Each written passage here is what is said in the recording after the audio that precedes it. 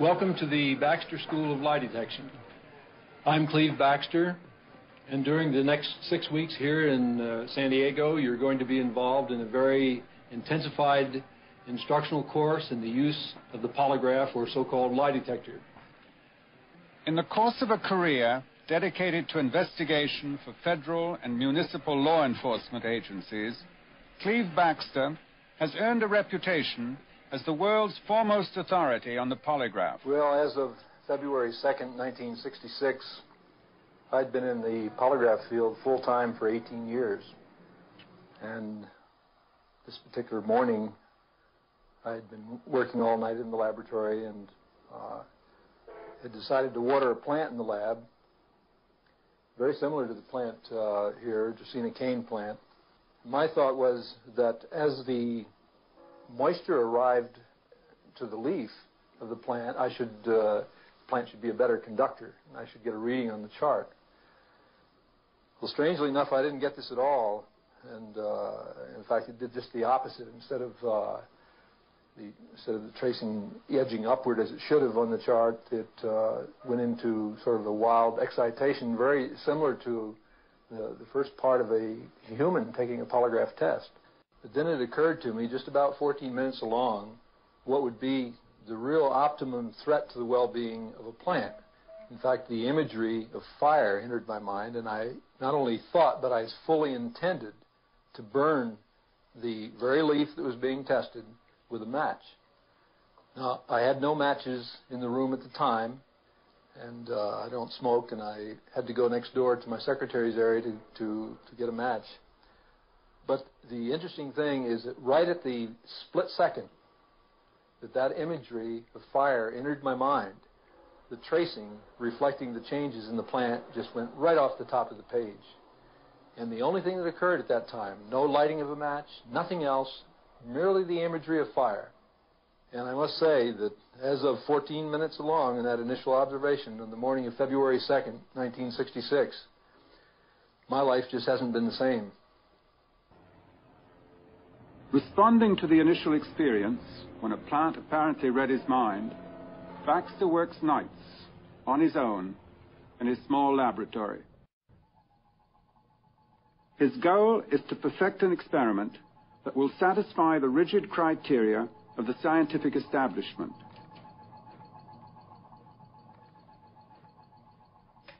Baxter hopes to show that plants react to any termination of life in their immediate environment.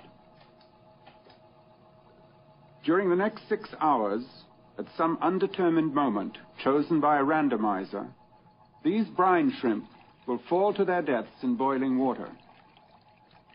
By totally automating his equipment, Baxter is determined to eliminate human influence. In another room, completely separate from his laboratory, Baxter has placed a philodendron plant, a polygraph, and a videotape recorder. Carefully, he places a leaf between a pair of electrodes that will monitor the electrical activity of the plant. As he has done during countless police interrogations, Baxter establishes a baseline on his polygraph to get an accurate recording of the reaction of his subjects. The video recorder will tape the details of the experiment in Baxter's absence.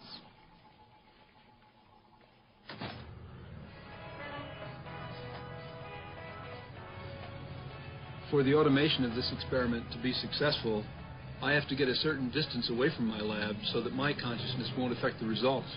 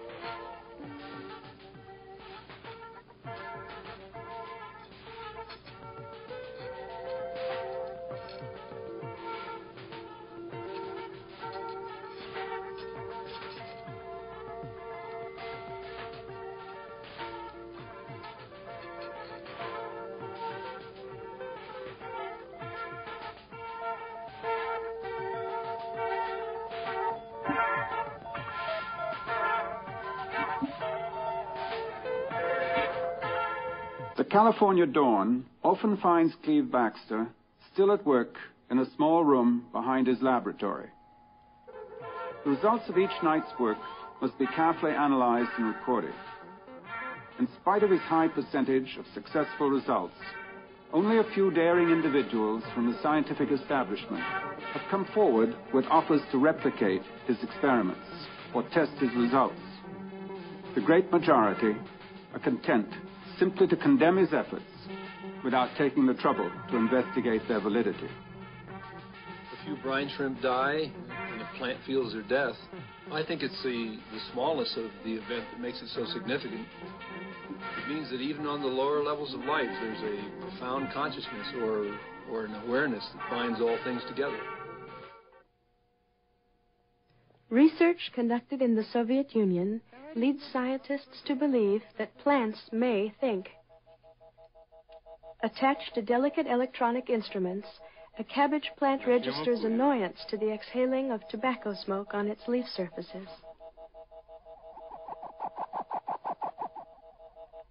A scene familiar in any kitchen takes on special importance in this experiment. Володя, переключи задание по всем параметрам. Тамара, бери препарат. Все готовы?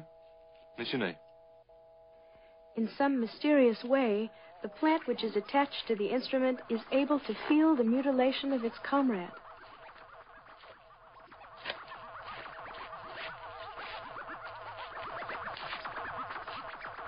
In a more advanced experiment, technicians were asked to pass through a laboratory containing 2 living cabbage plants. One of the subjects has been instructed to destroy the plant which is not attached to the electronic instruments.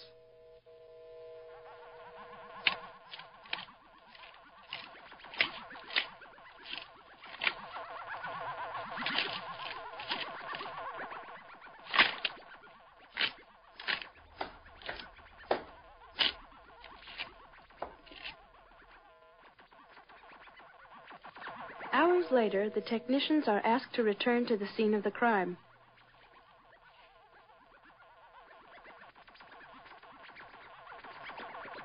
The evidence is clear. The remaining plant has correctly identified the assailant. Ты должна быть сердитой.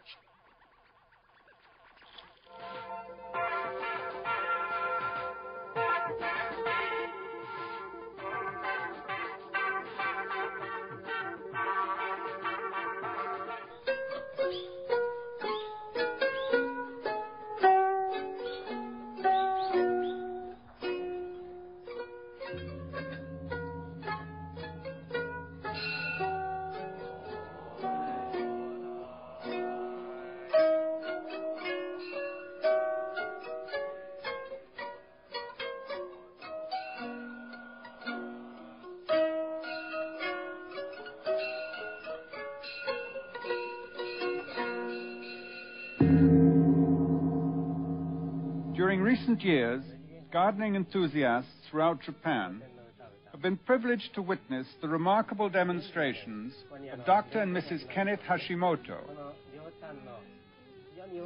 Dr. Hashimoto, Managing Director and Chief of Research for the Fuji Electronic Industries, has constructed special instruments which translate the electrical output of plants into modulated sounds, giving voice to a cactus.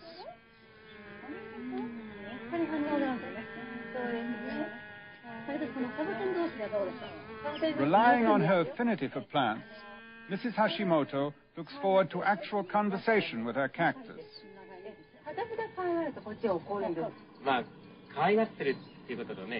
Convinced that it possesses an intelligence, she is determined to teach it the Japanese alphabet.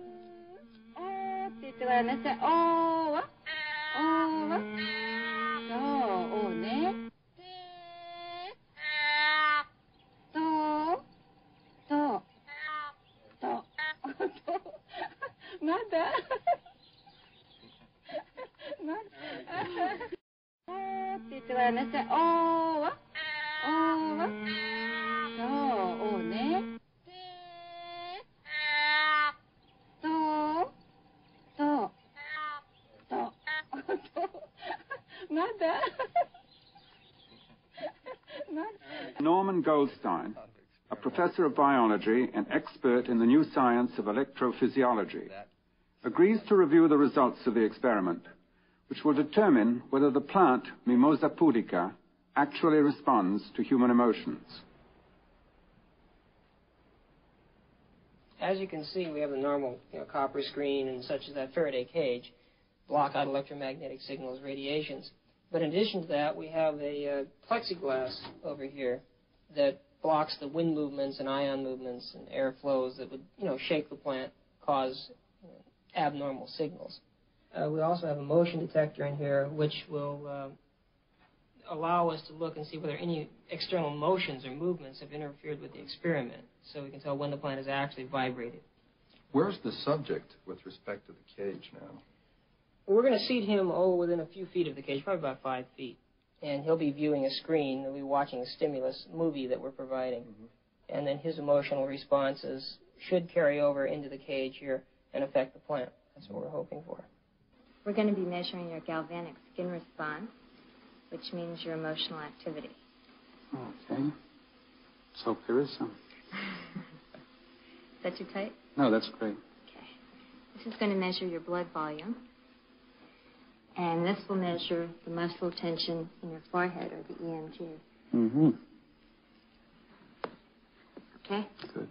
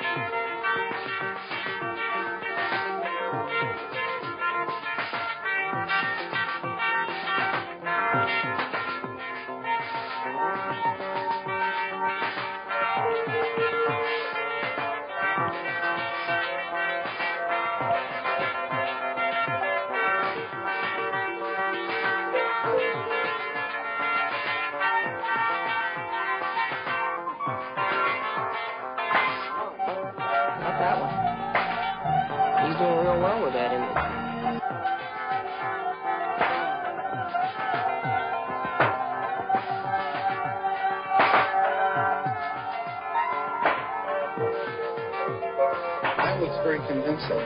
I have to think about that one. Well, let's say that the experiment is quite well done. Then you're claiming that the individual's response is producing some kind of energy display. When you're finished analyzing your data and it supports your contentions, you can imagine what importance this will be. You can imagine it'll change our whole picture of how we relate to plants, so that we're interacting with them all the time.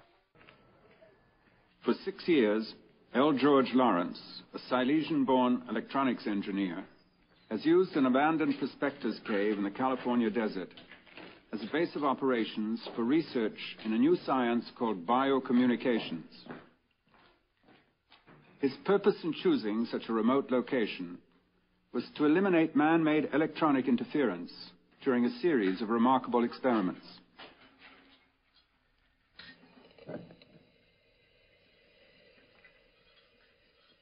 I started my work on plants in 1962 while I was an engineer in the aerospace industry.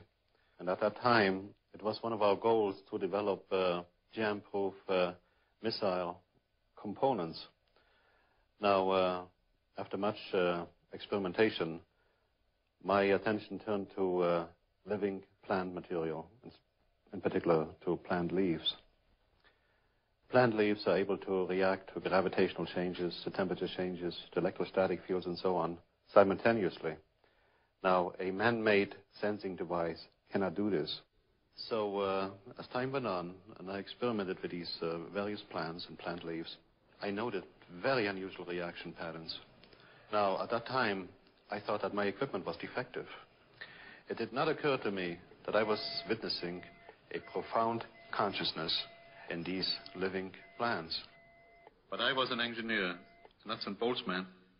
I needed to perfect a machine-based system just for the specific purpose of finding out the truth about consciousness in plants.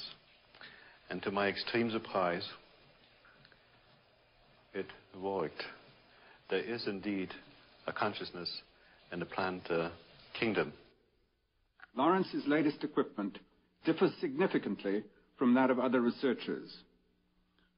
It dispenses with the necessity to use electrodes directly attached to the subject. He has found through experiments that living vegetable tissue perceives signals with greater sensitivity than electronic sensors. These tiny mustard seeds, removed from a nutrient bath at the point of germination, will act as antennae to receive distant biological radiation.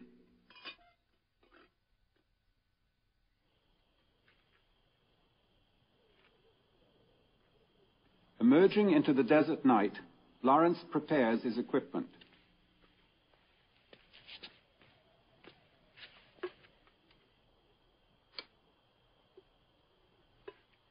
At the end of a Faraday tube, he inserts the seeds which will monitor the signals. A rotating beam splitter will eliminate radio interference. Consulting a star map, Lawrence searches for the constellation Ursa Major, the Great Bear. It is to celestial coordinates 10 hours, 40 minutes by 56 degrees that he will direct his instrument.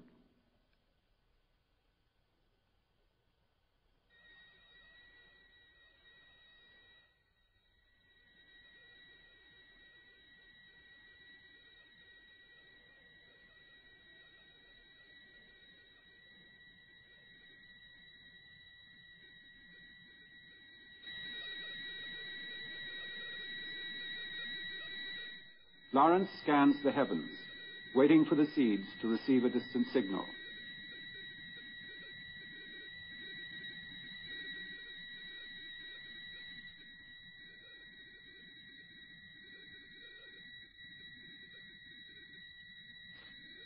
After analysis of his experiment by the Smithsonian Institution in Washington, D.C., L. George Lawrence believes the living plant tissue in his instrument is receiving a message from outer space.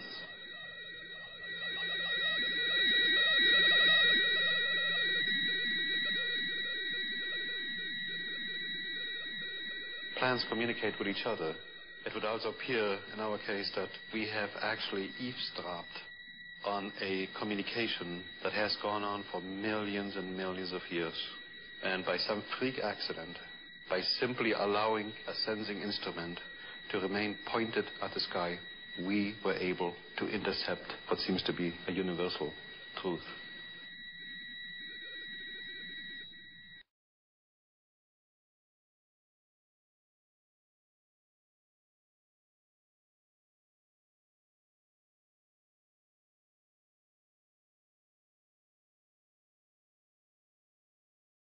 When you first say water to people, they think, oh, it's just, the stuff I drink every day and I bathe in it. I mean, what could be so special? Let's take, for example, an experiment that was done and this is where I get really excited because it also relates to the search for communication with other star systems. Okay. You see in this experiment done, and this is in Water, the Great Mystery, where they take a pitcher of water, and they separate the pitcher of water into two pitchers of water, and they separate both pitchers at a great distance. And when you expose information to one pitcher of water, the other at a distance restructures itself according to that information instantly, using atomic clocks. That's incredible. Instantly.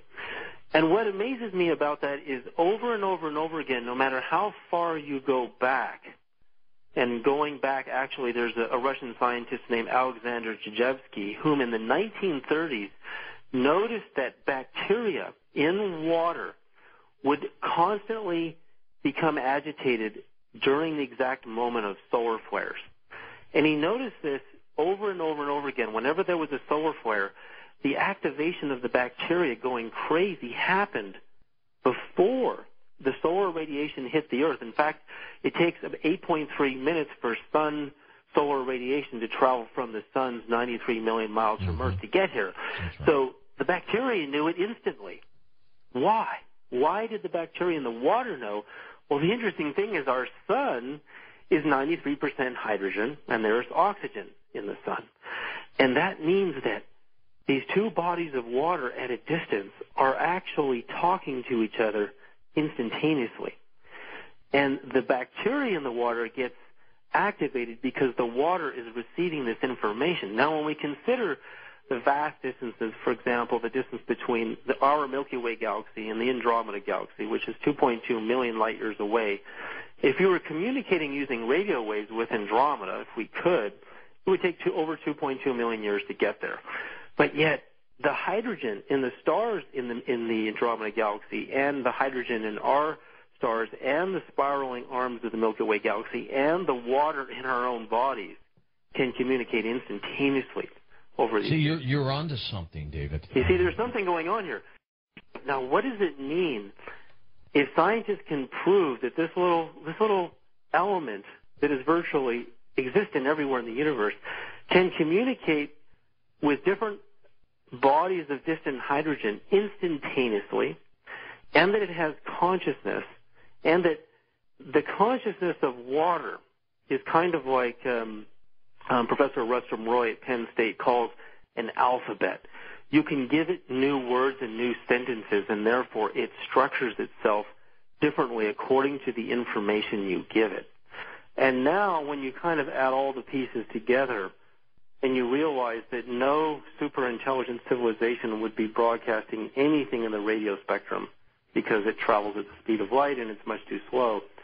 And you're starting to see this evidence of action at a distance through hydrogen aqueous systems like the sun and bodies of water and telepathy. The evidence is overwhelming. Something about these people who actually know the truth. The rest of us here, we're sitting around in cyberspace and on the Internet speculating about whether any of this stuff is real, and yet here you have people that are walking up to a crashed disk and looking into the eyes of a wounded or dying alien. I mean, you can't even imagine what that's actually like if you're actually there. There's no more doubt in your mind at that point that we're not alone in the cosmos.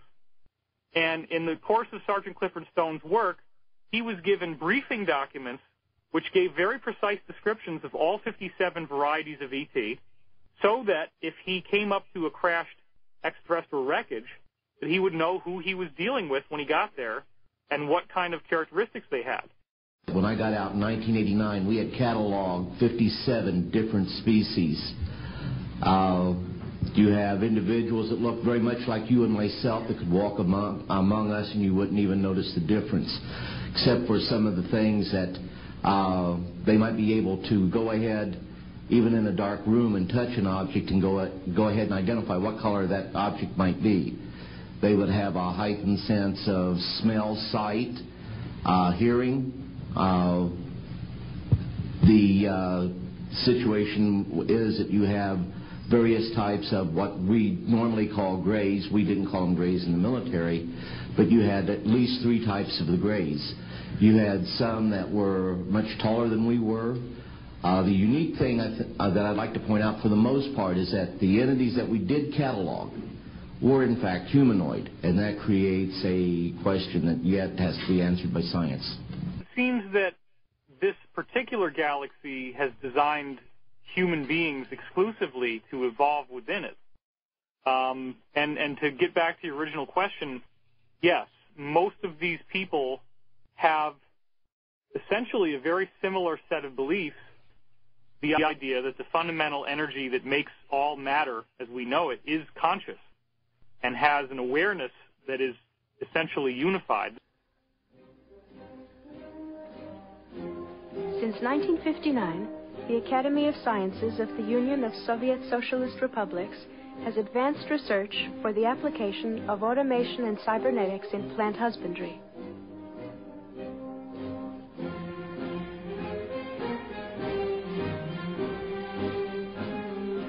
Connected to electronic instrumentation, these plants express their wishes directly, without the need of human guidance.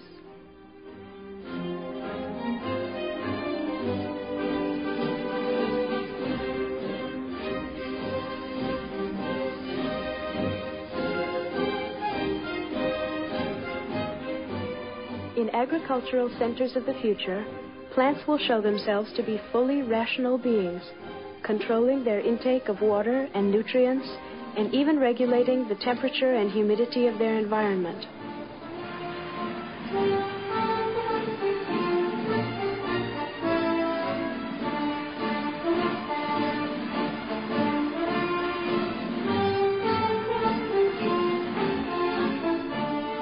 We're just beginning to understand the language of plants. It is a difficult and fascinating road wherein a multitude of surprises awaits us.